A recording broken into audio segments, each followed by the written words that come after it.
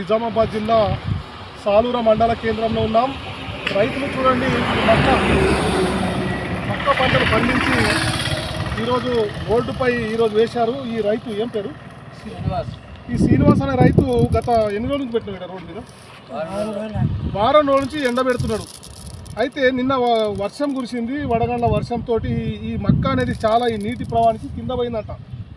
వడగండ్ల వానంతో అకాల వర్షాలతోటి మరి మక్క దెబ్బ బాగా తిన్నది.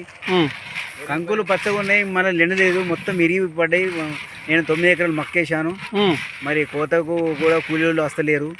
మిషన్లు ఏమో కోత కోయడానికి వస్తే మొత్తం పరిగెత్తున్నది, మన నచ్చట్లేదు. ఎందుకు? వర్షంతో సార్, వర్షంతో ఈ 15 రోజులు ఇప్పుడు డైలీ వడగాళ్ళు మొత్తం సగం ఇరిగిపోయినాయి. బాగా లాస్ అయింది. పెట్టుబడి ఎక్కువ, ఎకరానికి పెట్టుబడి 35,000 ఖర్చు వచ్చింది సార్. మాకు ఈ గవర్నమెంట్ కొనాలని మేము ఆశిస్తున్నాము. ఇప్పుడు ఎంత సార్? ఇప్పుడు 9 ఎకరాలు వేశారు కదా? 9 ఎకరాలు సార్. పెట్టుబడి 35,000 వచ్చింది. ఇప్పుడు మీకు ఎంత చేతికి వస్తుంది అందాజా? అంజాదా చేతికి సగం వస్తుంది సార్, సగం చేతికి వచ్చినట్టే. ఇప్పుడు ధాన్యం కొనుగోలు కేంద్రం ప్రారంభించారు. ఇప్పుడు మక్క ఇప్పుడు కొనుగోలు ప్రారంభం కాలేదు.